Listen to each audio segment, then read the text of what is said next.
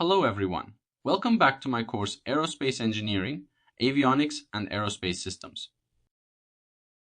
In this video, we will talk about the general description of pneumatic systems.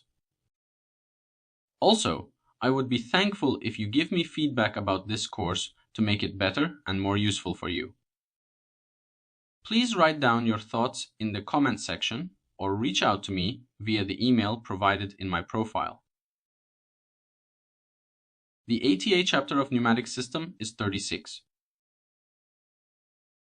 Pneumatic and hydraulic systems are similar because both use fluids to transmit power through a closed system.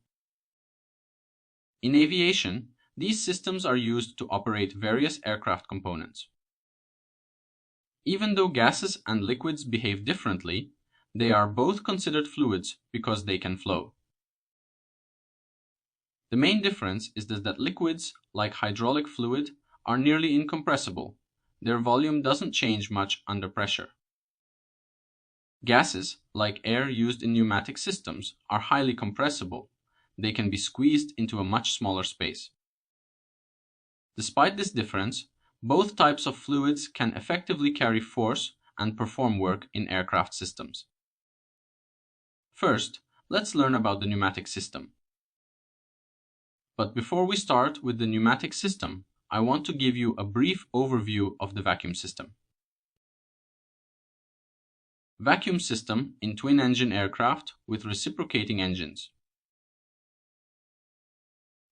Some large transport aircraft that use reciprocating engines may still use older-style gyroscopic instruments, which are powered by a vacuum system.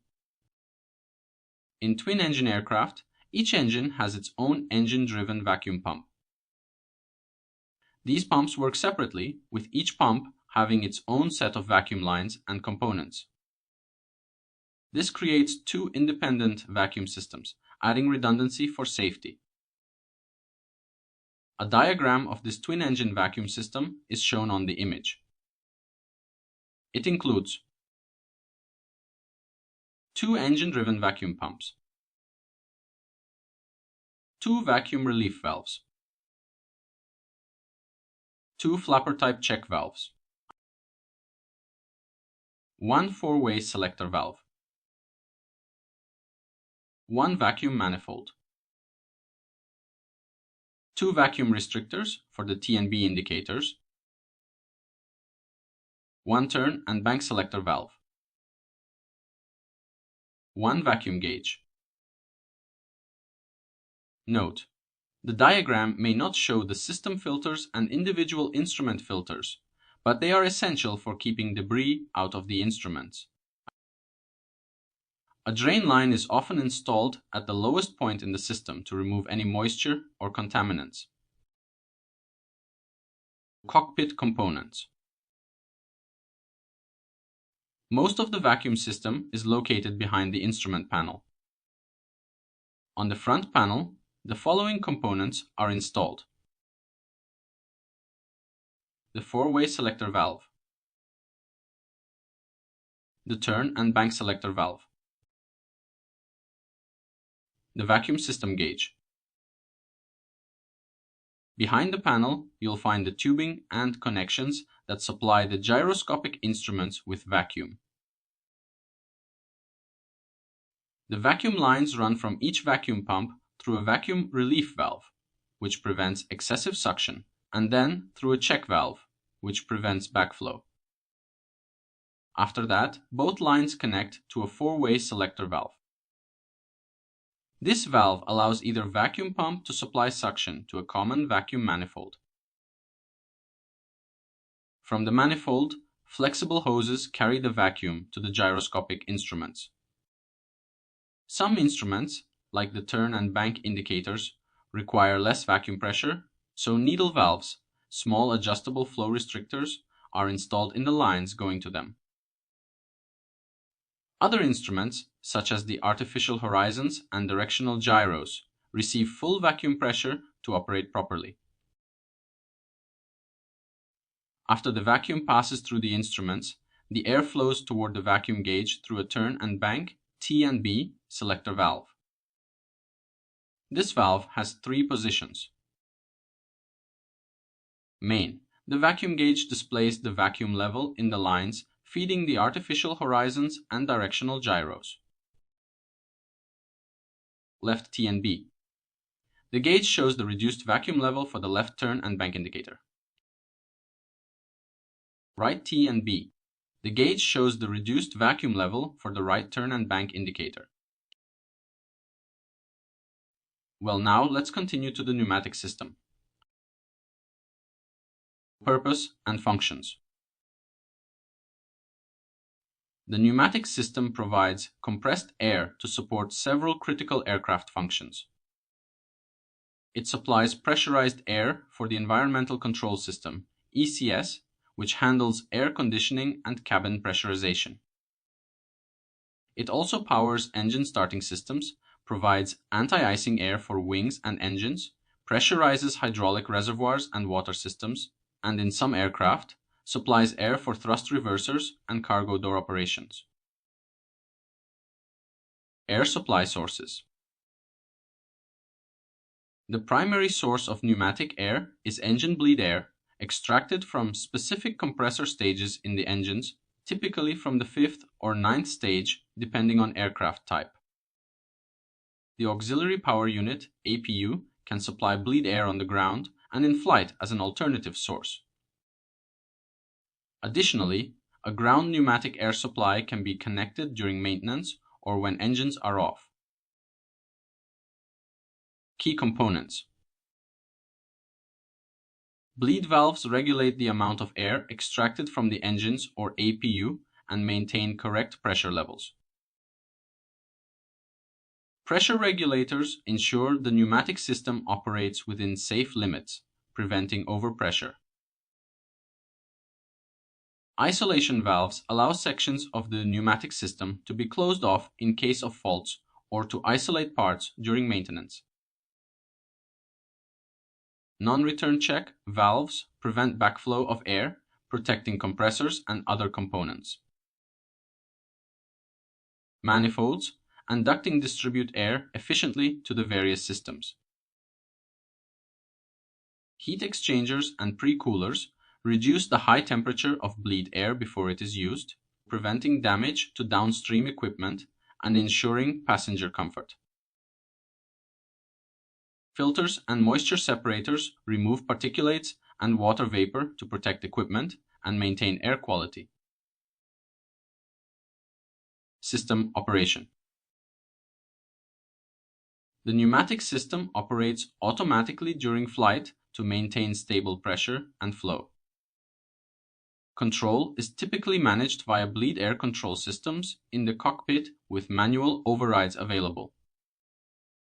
The system adapts to changes in engine speed, altitude, and environmental conditions to ensure all connected systems receive adequate airflow.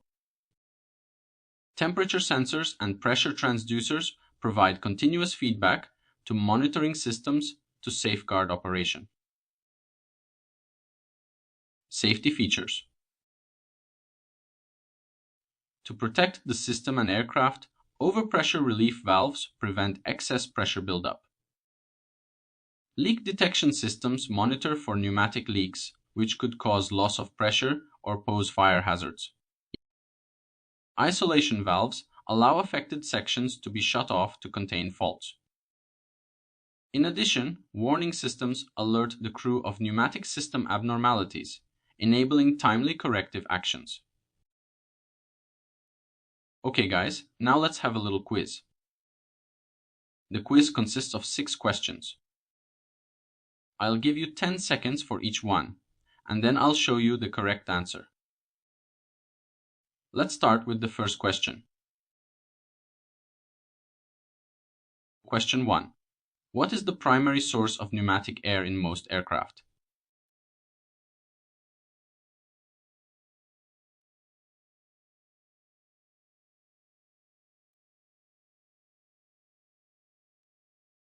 The correct answer is engine bleed air from compressor stages.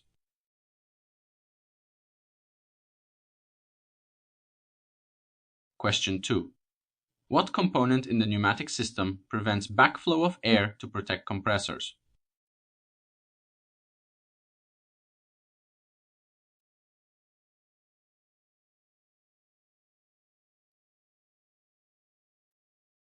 The correct answer is non-return check valve.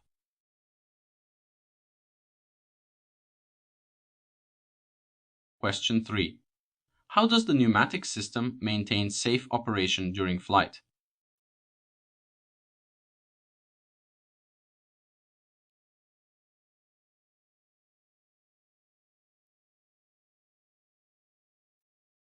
The correct answer is using temperature sensors and pressure transducers to provide feedback for automatic control.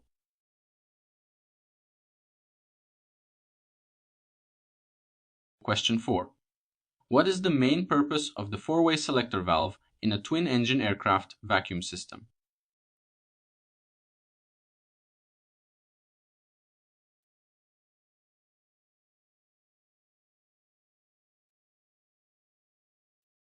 The correct answer is to allow either engine-driven pump to supply vacuum to the manifold.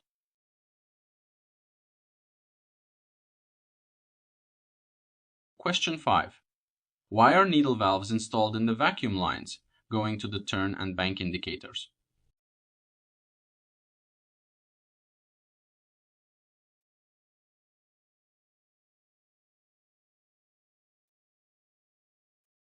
The correct answer is to reduce vacuum to the level needed by those instruments.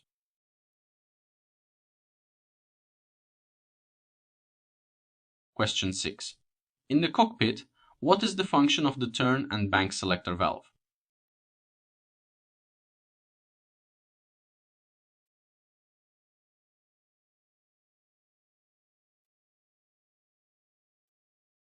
The correct answer is it switches between left, right, and main vacuum lines.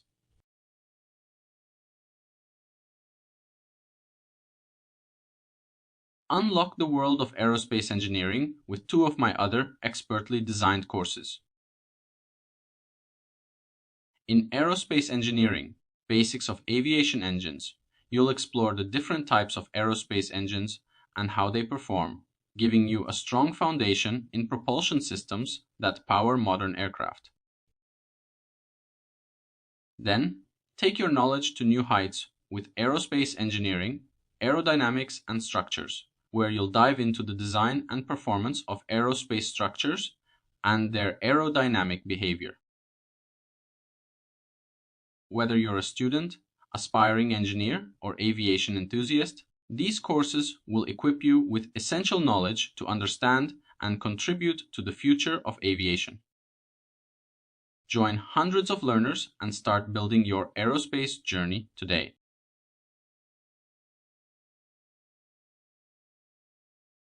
Thank you guys for watching this video. If you have any questions about this lesson, feel free to ask me in the comment section. I will answer as soon as possible. We can continue to the next lesson and learn about pneumatic air sources and distribution. See you in the next video. Bye.